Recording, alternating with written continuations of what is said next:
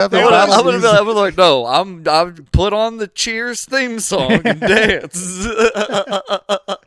So they take you to the first thing they show you is the hot tub room, but then every subsequent room they show you is like worse somehow. Yeah. But then they show you like the sad room. Dude, it's literally it's where you wait to talk to the principal. Like, it literally was the one chair in a closet. I don't even think there was a Bluetooth speaker in there. Like, this is $50. It's like, this is literally where we slap you with one of our tits and then call you a pussy and There's you no get out. speaker, so you gotta like dance to everybody else having fun.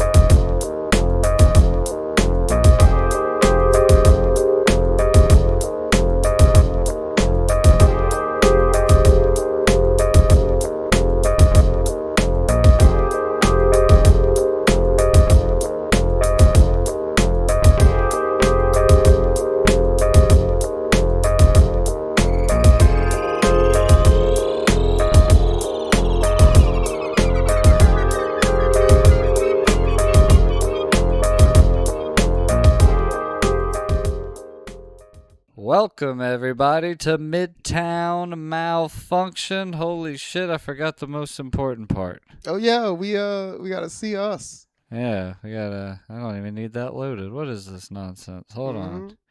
Yeah, dude. Oh, by the way, I don't know if y'all noticed already, but I am sick.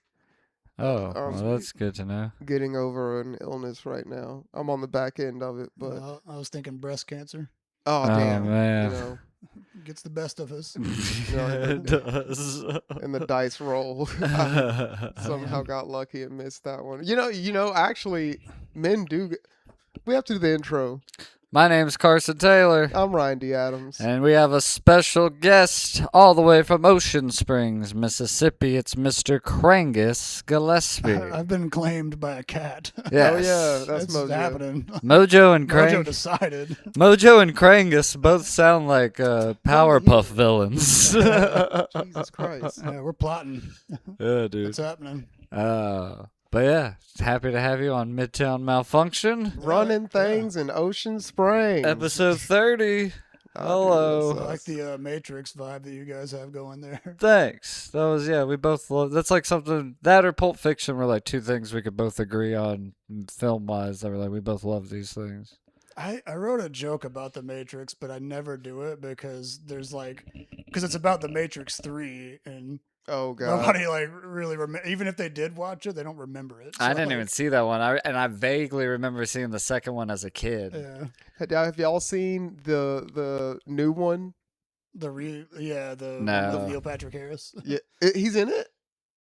Wait, the one I haven't that seen came it. out, the one that came out a few years ago. Oh, I didn't know Yeah, Neil Patrick Harris is in it. The bad guy. Really? Yeah, he's like I think he's like the avatar of like the Matrix itself, you know, like the engineer or the architect guy. What the fuck? They traded out Colonel Sanders for Yeah, because I remember it was Yeah. it was the old dude with the white beard. Yeah. Damn. No shit. Neil Patrick Harris can do everything. He can They sing. He keep can letting dance. him. He Wow. can be in the Matrix. Jesus. That's Because, good. you know, I was having a weird PTSD moment because the last time somebody gave us like some obscure Matrix trivia, he was fucking with us. And it was Dan Alton with the fucking man, it's yeah, mods. Dan Alton on this podcast. I thought at any point you were gonna be like, nah, dude, absolutely not. That's ridiculous. Why would you ever believe they would put? So do y'all remember the third one, right? Let's talk about that. I Yes. don't think I've ever seen it. The I third remember one, it. it's called Revolution, and the very first part of it picks up right where the second one ends. And in that, Neo is at this like train station, which I think was supposed to be an allegory for the internet. I don't know, but he's at this train station, and he's waiting for like somebody to get him to take him back to the regular Matrix. And on that train station, he meets this Indian family, and he finds out through talking to them that their programs, they actually feel bad for him. But he finds out their programs. And I think the point of this scene was to showcase that not every program is trying to kill humans. Some are good. Yeah. All right. But also to me, it made me think, damn, even in the Matrix, they have to outsource their labor to India. Wow. God. They had to program that in. They had to decide Yeah, that. everything has to seem normal so they don't know they're in the Matrix. But really, it's like a mom, a dad, and like a little Indian girl. And the Indian girl is in the new movie. She's like, yeah. Oh, nice. Wow. Okay. So Okay, they that's cool. did some kind of connection. I thought from the poster that y'all would be like Matrix experts. I thought I was No, talking to the a- first one It's is like literally- yeah. we both love the first one's like I love that movie. I've seen it like 1,000 times. How crazy would it be? You know, in the first one, how he sees the lady in red and all in the Yeah. little simulation, The and red he's dress. the red dress, and then afterwards, a mouse comes up to him, and he's like, "You see the lady in the red dress? I made that." And like now I'm thinking like after what you said, it's like, oh, you see all that social injustice down there? Yeah. I made that. Yeah. Like I programmed that in. Before they rescued him from the Matrix, he was a pornographer. Yeah. Picking up where he left off. 100%. Or he just was downloading a hella porn. And he's like, God, I wish I could go to a forever land where I could make the women I want. Do y'all like watch Star Trek at all? Since we're on nerd shit. No, I never got into Star Trek. So there's like a lot of the series has a thing called the holodeck. Where Yeah. You go in and it's like you're in an imaginary world that you can program to whatever you want, which was really Star Trek's way of being like, every once in a while I'll get tired of space. Let's do a night episode. So they can, like, Yeah. the holodeck malfunctions and things can actually hurt you. But I always think, because motherfuckers are going in there to fap. So I'm always like, what's the crew member that has to clean up the holodeck after? Oh my god. Yeah. They don't. That's the season of Star Trek. They don't.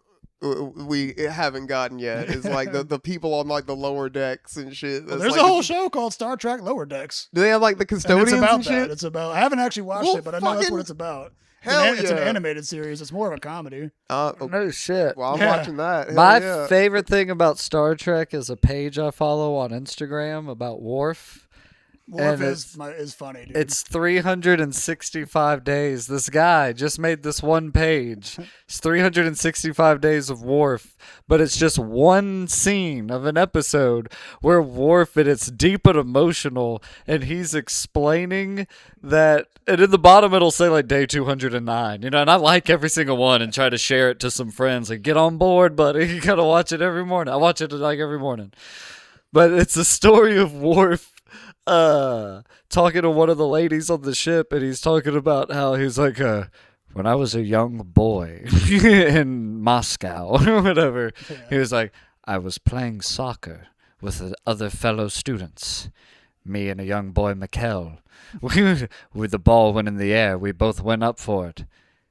I was determined. He just keeps saying that, and he's like, Mikkel leaped further than me.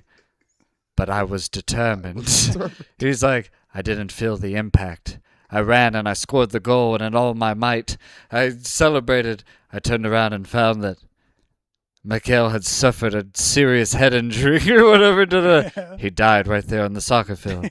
He was only 12. And then it just ends, and you're like, and then like even the caption's just like, who the fuck wrote this? So that's Like- the Next Generation season 5, episode 2. Right now, I'm just. Oh, dude, I was like, holy shit. I do know that God. episode. Man. I could do that with I can't do it anymore, but if you would have caught me like when I was like 22 years old, you could Simpsons trivia, I could have probably been like, oh, that's definitely season 4, episode 17, blah, blah, blah, So the blah. autism is like at its strongest at 22. Yeah. Mhm. It's when the brain's the strongest. It's when like the drugs are helping you. They're not hurting you yet. You know what I mean? They're pushing you forward. They're not holding you back when you're in your early 20s. That's one way to think about it, I guess. Yeah. Nice. That's how I think about it. I feel like when you're doing a lot of drugs all the time after like a certain age, you kind of has to be a secret. Yeah. Yeah, but it's not cute anymore. Yeah, exactly. Like it's not. By the way, I've gone the sober route. Well, the California sober route. Fuck Hell yeah. man. Last month. Nice. Yeah, I had I got into a little scuffle. I don't know if the camera Oh. can pick it up, but I got a permanent scar on my face now. Oh, really? What happened? It was a bouncer that actually we're buddies. We're still buddies, but it was the Marine Corps birthday and I got hammered. And that's like the one night that I'm gonna get real rowdy. And I'm at the Juke, which is like, if I'm going to drink, that's the place I'm going to drink. Even when I am drinking, I don't like drinking in places that I'm not familiar with anymore. Yeah. I don't know. You get older and you kind of know the places. So I'm at the Juke, and I don't really remember like specifics, but other people kind of told me. This bouncer, he's seen my show a bunch. He used to like work my open mic on Tuesdays, and he came up and he was like, "Hey, dude, are you like a big fan of Tim Heidecker?" And the thing is I know that dude, that's his like drunk tell. He does that to me every time he's drunk. You ever have that where you're like, Oh, yeah. Yes, somebody has that the tell of like, 100%. dude, you say this every time. And every time he comes up, he's like, dude, are you like into Tim Heidecker? And so I know what I did. I was like hammered, and I'm like, yeah, I like Tim Heidecker. Yeah, I like Tim Heidecker. Like I was like fucking with him at this point. I guess he got mad. And You were being Tim Heidecker. Yeah, I was kind of like doing Tim Heidecker, and he like took it the wrong way and just fucking hit me really hard. Oh. Yeah. Nice. The best part though was that everybody told me that because I was like bleeding everywhere. I didn't even know that I got hit because I was that hammered. I went back to the bar to get a drink, and the bartender was like, "I need to take you to the hospital." Like, it went all the way through my face. Oh, I need to take you to the hospital. And I Oh. thought the bartender was running a bit on me. I'm like, no, seriously, give me a beer. And I'm like literally squirting. I'm like, it's like Kill Bill in this bitch. Like I'm squirting Oh, all my over the good bar. God. I finally, I didn't even go to the hospital that night. Somebody patched me up with eyeliner glue. And then I just went home to my friend Brittany and Anthony's house because she was working there. They were there that night. And I went home and then went to the hospital. The next day, and I was like, I should probably relax on drinking for a while because, you know, Yeah, that's usually what 38's too old happens. for this shit, man. Like, That's usually what happens. I mean, that's what happened to me. I had like a bad fucking blackout and like was trying to get in my car and drive back to Mobile from Pensacola yeah. and like had to be stopped and like keys taken away from me and like shit. And I was like, just like, oh, you know what?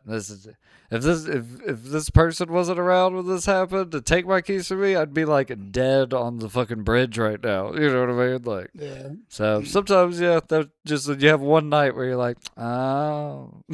Yeah, I mean, luckily, it sounds like for both of us, it was bad, but not so bad. Where No, it's life God, ending, no, you know, man, like- you know, because there's people like I don't do AA, but I hear about you go to like AA meetings and you'll meet someone in the meeting who was like in prison for 10 years because they killed someone in a fucking wreck. Like you're like, Imagine if oh we my went to that God. meeting, we hear all that, and we have to be like, "Oh well, one time I got my keys taken Yeah, away from me." yeah. I fell off It a was so scooter. like a- I I beat- busted my face. I beat myself up about not writing enough. Like, Yeah.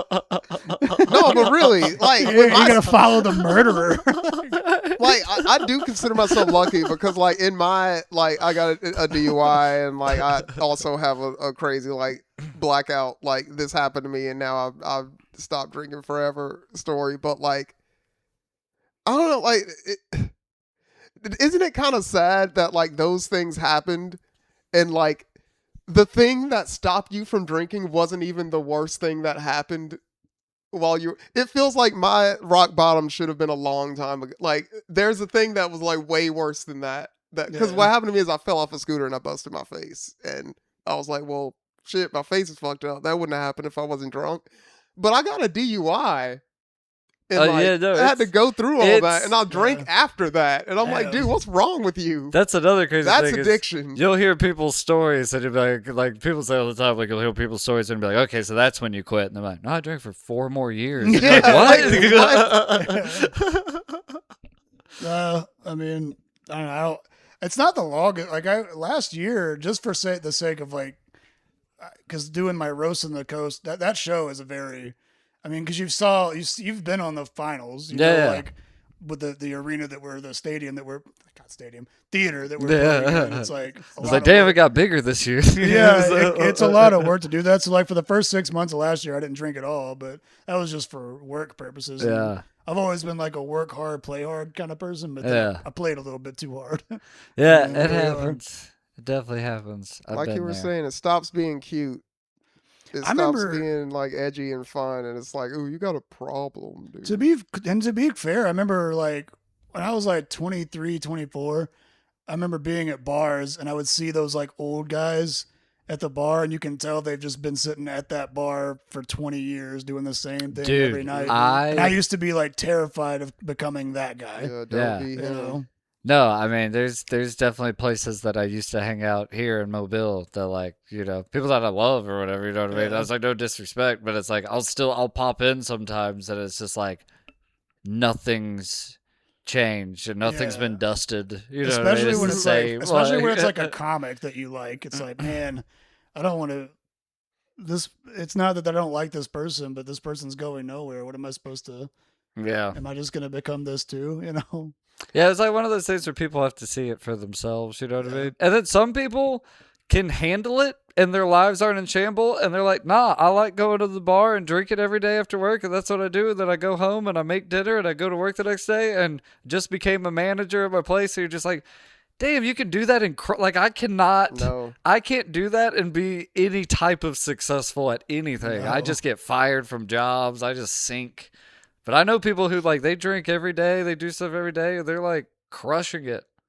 I'm I like, mean, in damn. the military, it was like that. It was very like you would drink until 4 a.m. and then wake up and go PT at 6 o'clock in the morning. Ugh, I just that gave me a Yeah, headache. I don't. hurt. Looking back, I don't know how. There's no Yeah. fucking way I could do that like anymore. It's an age thing though. You're Yeah, probably like what, definitely. 20? Like, I was 19, 20. Yeah, best shape of my exactly. life. Like, Super yeah. And the Marine Corps makes you be in shape. Like, Yeah. more so than even the other branches. So, Yeah. like, there's no way I could do that now, though. No, I don't blame you. Like But even then, I'd still be on. Like, I'd be running, and you would puke, and then just get back to the run. And it was like you kind of needed to get that puke out of the way. To be Oh, able to yeah, go. But once we 100%. did that, it Feel was like I great. feel It's so every much better. every time I trip, there will be a moment when I'm like on acid or even mushrooms. There will be a moment where like for all of a sudden like if my anxiety will get me and I'll start feeling sick to my stomach and I'm like, oh, and like I can feel everything kind of closing in. And as soon as I just vomit real quick, I'm like, oh, I feel amazing. This is like the best thing ever. I just need to get that out of me. Like, The last time I did mushrooms, I was at Nick's house, and we did the mushrooms, started tripping for a while, and then like I just got super sick, and I had to go to the bathroom and like take a shit and all that, and then I came back, and I think you had come in at that point, and I was like, man, I was in the bathroom like, man, why am I so sick right now? Like, what happened? What did I eat? Because you ate poison. Oh yeah, Yeah. right. The poison I ate. Like, oh, my body didn't like that, I guess. I get FOMO when people are tripping and I'm not. So like him and Nick they're tripping on mushrooms and I was like, well, damn, I want to trip. And I had Molly, so I went home and got my Molly and then came back to them and ate my Molly so I could trip with them. It was like it was really unnecessary. They've been tripping for 2 hours at that point. I'm like, no, I want to join. You wanted to get in the I bubble. Shrooms always makes me feel like there's always a vague sense of I have to poop in the background, like, and that's an uncomfortable feeling. And that's why, because like your body is trying to deal with the fact that you have ingested like toxins. Yeah. Like it's trying to fight. I like it when I always bring this up when like some dude at the bar after a show wants to buy me a shot. I can't take shots. I can't. Like I just puke. I don't have that. Damn. Yeah. I don't know whatever gene it is to make you not gag after drinking pure vodka, Yeah. but like I don't have it. So like some dude will try to buy me a shot or I'll hand it to you and I'm like, nah, dude. And he'll be like, he'll call me a pussy. And I'm like, why? Because my body handles poison better than yours. Yeah. Because my body's telling me this is a thing that I shouldn't be doing. No, you're the pussy because your body sucks. You're fat. Yeah. Mm. I remember just being fucking like I could pound alcohol, and I just remember the only thing like I remember my neck feeling hot. Yeah. Sometimes my neck would get hot, but I would swear that like I was like I seem sober as a bird to everybody right now, but I know looking back, I'm probably like, Oh, that's the other thing. If you're sober for a minute and you go, because we do open mics and shows at these bars, and you see people and you're like, God, did I sound like that? Oh my God. That is the thing. Because what's happening with me is I'm approaching a year right now. And what's happening is I'll get these weird like cravings or whatever, these weird like little memories of like, oh, like it'd be cool to like have a shot now. Like it'd be cool to like after work, like chill out with a beer or something. Right when I'm thinking that, someone will walk into my life out of nowhere, drunk as fuck, just sloppy as hell, Just disgusting. being a nightmare. No. Yeah, and I'm just like, No. I don't want that to ever be me. And I just like motivation. Hell yeah. Dude, one time I was still in the Marine Corps, and it was when I first turned 21, and so I wasn't really used to going out. And we went out to this bar in San Diego, and this guy, one of the Marines I was with, was trying to be an asshole, and he gave me one of those 4 Horsemen shots. Like he ordered one. I don't know if you know, it's like it's like 4 parts of different whiskeys. It's like Jack Daniels, Captain Morgan. It's like the 4 named alcohols. I can't remember. It's the like big guys. it's like an asshole shot to buy somebody. I take it and immediately start getting those like mouth sweats, like the Oh, yeah, well, you can tell you're about to puke. Yeah. And I'm trying to play it off like I'm good, but there's girls present, and I'm like trying to be cool. Yeah. And then my body was like, you can't take this anymore. So I like you ever do like the escape, like, hey man, I gotta pee, and then you're like beehive like lining to the bathroom. I do that. I find a door in the back of this dive bar. I open it. It wasn't the bathroom. It was the broom closet. But my brain was like, nope, you already made it this far. And I just projectiled all over the brooms, the mops, the mop bucket, the sink. All the things and you I'm would thinking, need oh to my clean God, up. because it wasn't a big bar. And I'm thinking, oh my no. God, like somebody saw that I'm about to get kicked out. It turned out nobody saw it. It was like the perfect moment of nobody having eyes on. So I just closed the door and went back to the party. So I feel like karma has caught up to me a few times because of that. Oh, yeah. Because I ruined somebody's night. Oh yeah, I have many a times. Like there's so many stories where I like got fucked up and just like pissed on my own floor, and like my girlfriend had to wake up and deal with that. So I'm just standing up asleep on my feet, pissing just on the ground. I'm just like, I'm pretty sure what would be the statute of limitations is up on this, so I can share this story. I watch documentaries sometimes about like the sex offender list and shit, because I feel like there are people on it for situations that are just like, come on man, really? And I was in one of those situations because I was fucking drunk and I had to pee. Yeah. So we went tubing, me and my friends, one time, and of course got super drunk. I don't know why I went tubing with my friends. All of y'all know I can't fucking swim.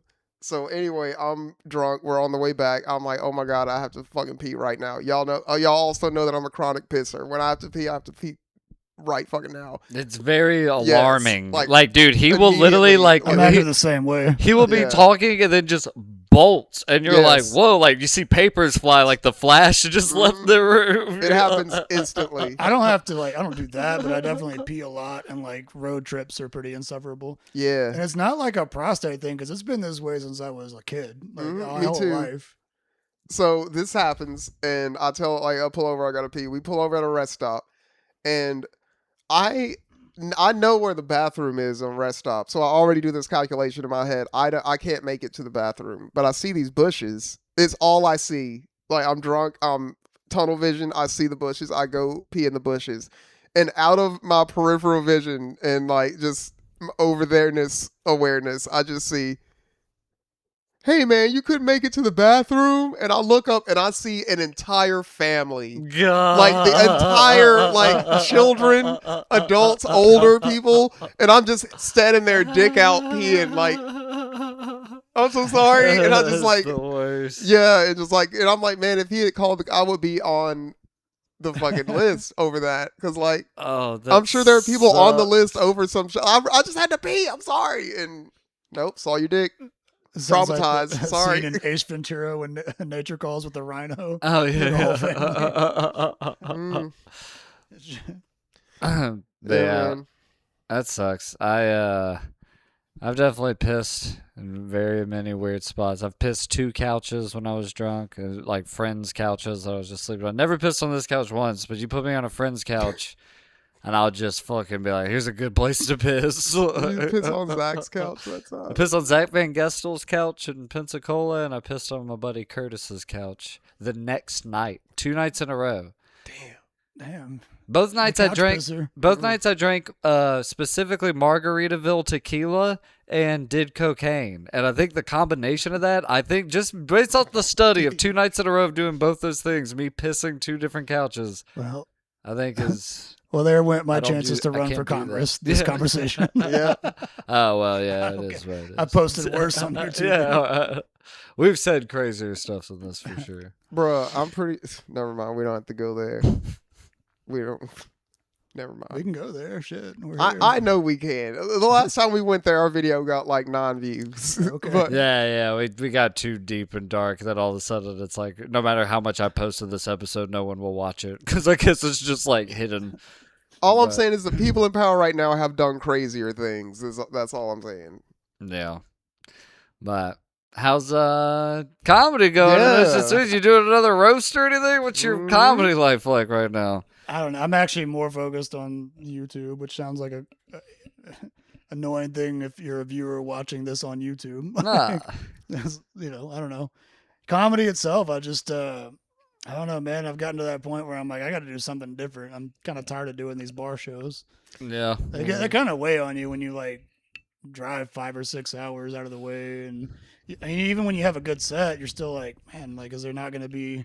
When's the next level? Like, I want to experience more that there is to offer out there. Yeah. You just got to apply to a bunch of different clubs. That's what I started doing. I just like will email like 30 different clubs, and then slowly but surely like 2 will get back to me. But it took like a year to get 2 to get back to me. I'm definitely aware of it because that was what started me on going on the road. But a lot of young comics don't realize, like, dude, you just need to put your name in the bucket. That's literally like, it. It's a numbers game. Like 100 of them are gonna not respond at all. 5 of them will actually open the email, and 1 of them will book you. Like, and also, a human being's watching your video, and every human being's different. The person who books this club in South Carolina could see your video and be like, "That was hilarious. I loved that." Like when a person in Arkansas didn't like it. That brings me to the next point. That's why I haven't really been pursuing gigs a whole lot, other than the ones that come my way. Because I'm trying to build that social media presence more to where it's a lot easier to reach out to people. Because I feel like that number that you said, 100 people that you email, only 1 responds. I think the number of responses increases the more active you are on the internet. Yeah. Because I've had people say, like, when I emailed them to get booked, they were easily able to check out what I did. I didn't even have to send them a reel or like a 5-minute video because I literally post my stand-up so much that they can just click through if they want. Yeah. That's good. So I think the more you get more active on social media, the easier the bookings start coming. So that's why I'm focused more on that than I am about just emailing everybody. Yeah. No, I feel that. I finally got like a great clip because I was cursed for like 2 years. It was like every time I filmed a set, it was a terrible set. And then every time I didn't film, it's like I destroyed. And then finally it's like it lined up perfectly and I caught a great set. And then that got me like most of the things that I've gotten in the past year. There's a lesson there. You should record everything. Oh yeah, 100%. 100%. Once I started doing that, I was like, hey, you just have so much more to work with and to pick from, and then you just like, and also we're learning about, because like with my clips or whatever, I just kind of post what I like for like my personal stand up, but I've been trying to look into like for our podcast clips, like what works and like how the algorithm works and everything. And like I have noticed the more that I put into editing and having fun with the editing, the more views it gets. Y'all really you can make it fun, and the more fun you make it, usually the better the content's gonna be. Yeah, because normally I was just posting the clip, like the words itself is good enough, and it's like, well, if I'm battling this dude who has a fucking emoji of a hawk flying with the noise, I was like, that's kind of fun. We are talking about hawks. Why don't I do that? You talking about what I mean? Like, Trump's AI for the White House videos? No. I'm just saying, like adding little emoji sticker images to the video that you're talking about, or like. Like the last video that I cut, we were talking about the history of the cattle gun. And so at the bottom, as we're talking about, there's just a picture of Anton Chigurh from No Country for Old Men about the cattle gun that guy's head. Just little things like that. Have you seen like just some of the like whitehouse.gov? Oh, yeah. Dude, Trump has become like the grandpa that like one of the kids teaches him a new app and he just gets real excited about it for a while. Oh yeah, dude. It's like when who taught him Photoshop? It's like when our parents got Facebook in 2008. You know what I mean? That's when they got their hands on it. And I was like, oh, this is the beginning of the end now. Yeah. But it's like your parents have nuclear codes. Yeah, exactly. Your parents can decide whether you're a person or not. Your parents have access to being on the 24/7 news whenever they want. Like I really feel like a lot of Trump's time genuinely is spent going, dude, look at me as a tank. Yeah. Look at me as Optimus Prime. Bruh. No one orders some McDonald's. Like I really feel like that's what a lot for you to record what Trump says on an average day. He's like, dude, look what I look like. It's a fucking old Pizza Hut that's refurbished into the plaques. hawk. The plaques they just put up in the White House. Where like all of his plaques are just shitting on Joe Biden. It's like the history of Joe Biden. Obama. Yeah, it's like the history of them by just shitting on them, and it's plaqued in the White House. I'm like, this is a cartoon now. This can't be real life. This is chaos. Yeah. Like this is like something you would see on South Park in real life. Yeah, I know it's like hard. The Onion put a thing I was saying. It's like hard to make content now that doesn't actually look like a real story. Yeah, no, it's true. They had one of my favorite ones that I shared with him, the Onion, and it was it's just a picture of an old white guy, and it says elderly man, or no, local man hates family, self, others. That's all it said. It made me cry, dude. All the local man posts on the Onion are pretty solid. Oh, dude, so good. He looked like he hated him too. They picked a good man for that article. We went to North Carolina, and when we went, this happened at south of the border. Yeah, you ever been to south of the border? Yes, you're talking about the club in Jacksonville, and yes, it's in like South Carolina. It's like that weird conglomeration of a bunch of places that sell sombreros, and Yeah, I don't really know the purpose. I did stop though. I have like pictures and videos of it. So I was like, what the fuck is this? I got it's a book that's the first, like it's the Onion from the beginning up until 2000 something, like 2008 I think something. it's 88 to 08. Yeah, it's like all their front pages, like all in a book, and some, like we were thumbing through it while we were driving. It is hilarious, dude. Like the Onion did not miss. Dude, the 9/11 ones, oh like God. the ones that are like September 14th, 2001. It's like boom, Have we y'all got never seen one. the movie? Nah. The Onion made a movie. Mm-mm. Dog. Like, yeah, bro. I'll send it to you. Okay, Yeah, It's I like know the on Onion- YouTube. I know the Onion. Made It's a really movie. good. Like, Really? it holds up, even No though it was shit. made in like 04, I think. It was like a lot. There's a few Iraq jokes, but like they're still pretty good. No shit. Huh. The Did Onion. you actually end up getting the hot tub room though? In Jacksonville, Yeah. no, but they do try to sell it. They don't really Man, they really Bruh. Oh man, it's so funny to me because I was at that club and I had probably a much different experience than y'all because I do all those Marine Corps jokes and like all the people that are at that club are like Marines. Yeah. So we went to the strip club and I'm thinking, I was sitting in my head going, is it payday or are we about to like, because I'm with a bunch of Marines right now and I was like, oh, it's probably not payday right now. They ain't gonna have no room or money for the $1,200 hot tub. Dude, So I that didn't do it. I love that when we took the tour of that place. My favorite part was how they know how negotiating works when they sit you down in a chair this far above the ground and you're just looking up at these women like a scared child and they're like, so this one's 800 and you're like, the club that I have this check. Like I don't know if I can give you this check. I'll give you $250 for it. First of all, did they give you the like king like VIP treatment?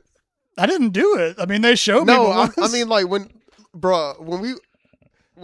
we walked in, the dude, you know the big dude with the dreads. Yeah, it's the one that showed me the everything.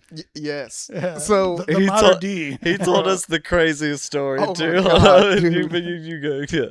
we might do that off camera. It was a lot, but after that, after we get through the like the little room before you actually walk in, he's like, "Hey man, y'all want to just like go to the VIP section?" We're like, "We don't.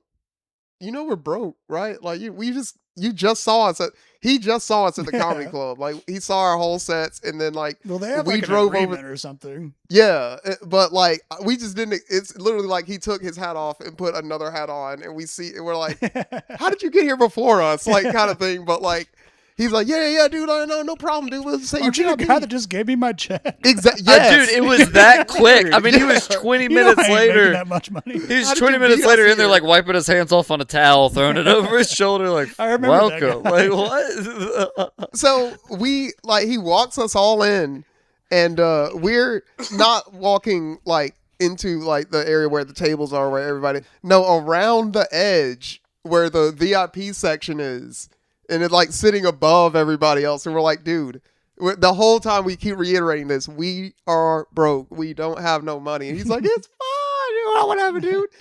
Then all of a sudden we just hear the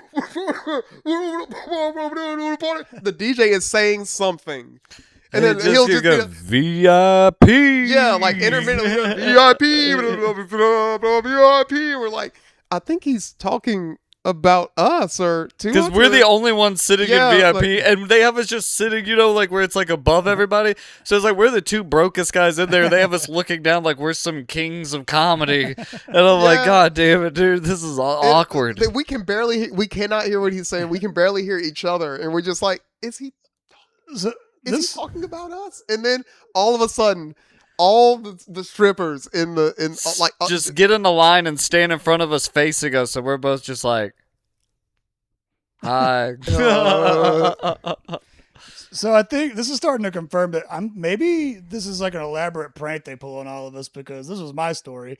A bunch of the Marines and a few of the regulars there, and just the whole staff, because they have some kind of arrangement where they like drag everybody over to that strip club after shows. That's what happened. I go over there, and I get there basically after everybody, because I think I went to eat somewhere first. I get there, and everybody that I just described has told everybody that some hotshot's coming in, some comedian, some headliner. So they've told like all the strippers, like at least that's what I thought. But maybe from what y'all's tale is, if that tells me anything, it's like, no, they have like this elaborate prank where they like make y'all feel bad for being broke, even though we No, I don't think it's like, that. They literally were trying to give us the VIP treatment. They just didn't realize how awkward we are in those situations. And I was like, I'm not like living in a music video kind of guy. I think they were trying to get the money they just gave us. Yeah, that's what I'm saying. 100%. There's some kind of like grift going on, and I haven't figured it out yet. And they did get some of it. Yeah, they got. I didn't get the lineup, but every stripper kept approaching me like I was about to get the hot tub room. Like every like I know that they're supposed to do that anyway, but they're like, it was kind of a full night. They're avoiding every other dude that's walking into the place. That's it. It's just like I am the target, and I'm sitting there like. At first, like, oh, okay, they're doing the sales pitch, but then I'm like, why am I the only one he wants the money back. Why am I only being? He's like he got their ticket money back when they came in. Yeah. Like he just got 2 tickets monies from the audience because the audience at the show just paid another ticket to get into the strip club, basically. But then.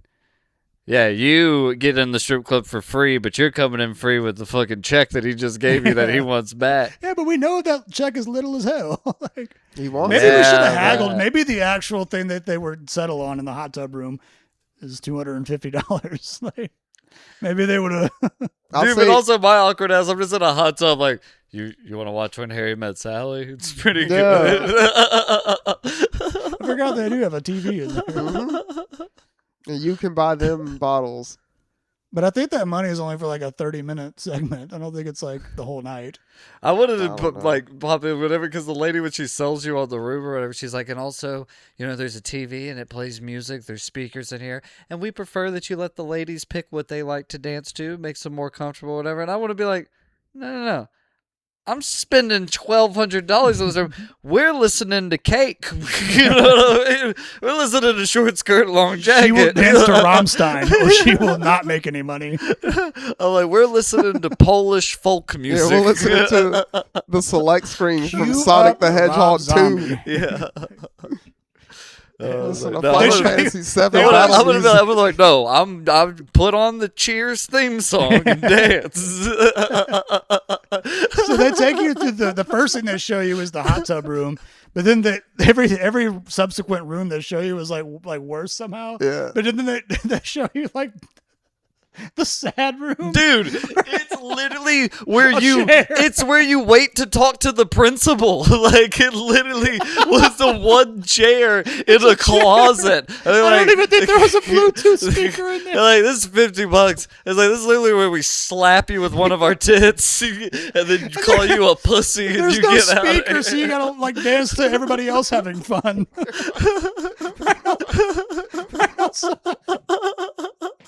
You're just sitting there in detention, wishing you could go play kickball. Yeah, the one room was like the solitaire was like a chair and like a coat hanger. Yep. Just in case, I guess. It went from the hot tub to I'll pay you to not put me in this room. Yeah, we keep the brooms in there. But if you we want- don't play music in this room. You sit in silence, facing the corner. Yeah, it makes you really think about what you're doing there. There's a dude in there that just beatboxes and she's He just beatboxes in the corner while you're getting the lap dance. Just like. While the stripper calls your wife and tells on you. That's the bronze package. That's There's a 50 right window there. to the jacuzzi room so you can see what your money could have gotten you. You can see the ballers in there. Holy shit, that's funny. Oh man. Man, I think that's where we got to end it because we got to get downtown. I got to get this shit set up. I got to go pick up Josephine. this is true. But that was a perfect spot to end. That's a clip. We're clipping that. We're clipping the jacuzzi room. Shouts out to Stilettos, Jacksonville, North Carolina. Also, if you're in Ocean Springs, Mississippi, make sure you go to the juke joint on Tuesday nights, 9 p.m. 9 p.m. Open mic comedy ran by Krangus Gillespie. Longest running open mic in Mississippi, right? Yeah.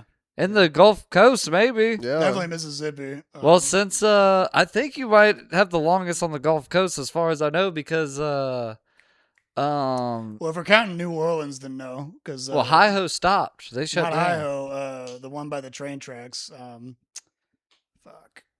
I can't remember the name of it. Oh.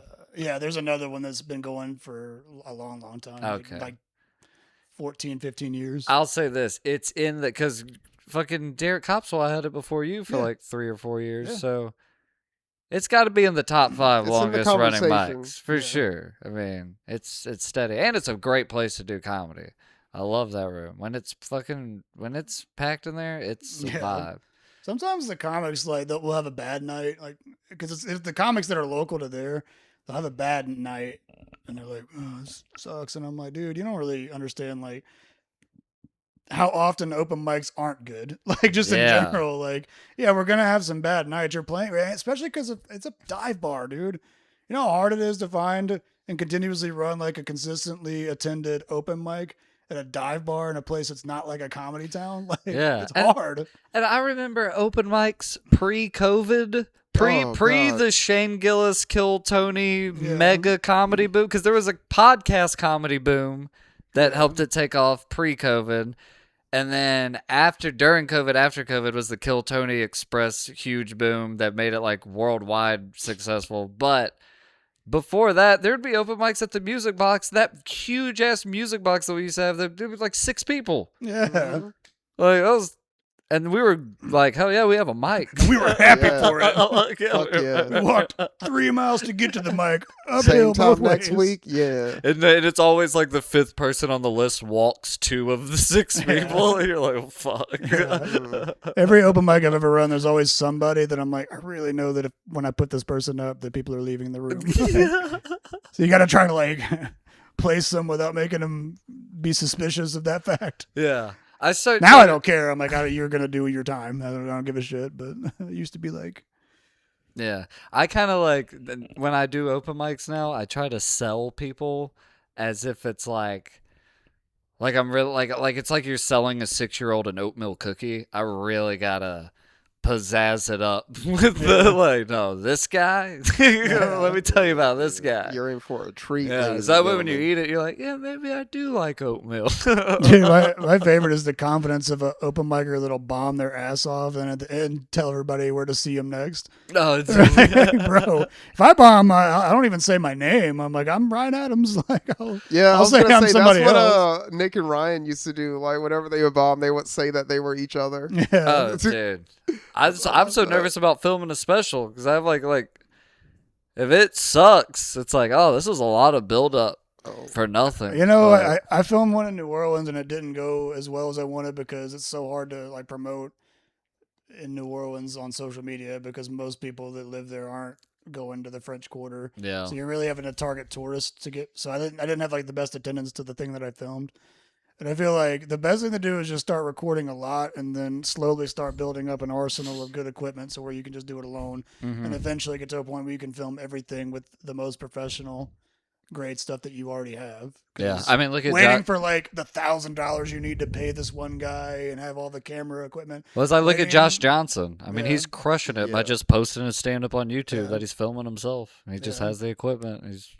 It works. So Yeah. That that's man's true. got an hour every week. Mm. Nuts. Yeah. All right, that's it. Oh Yeah, I think well, Midtown Malfunction, Krangus Gillespie. My mouth has not been working today, dude. Krangus Gillespie, Ocean Springs, Mississippi. We're happy to have him. My name's Carson Taylor. I've been Ryan Adams. That's Mojo. Fuck Morris Day.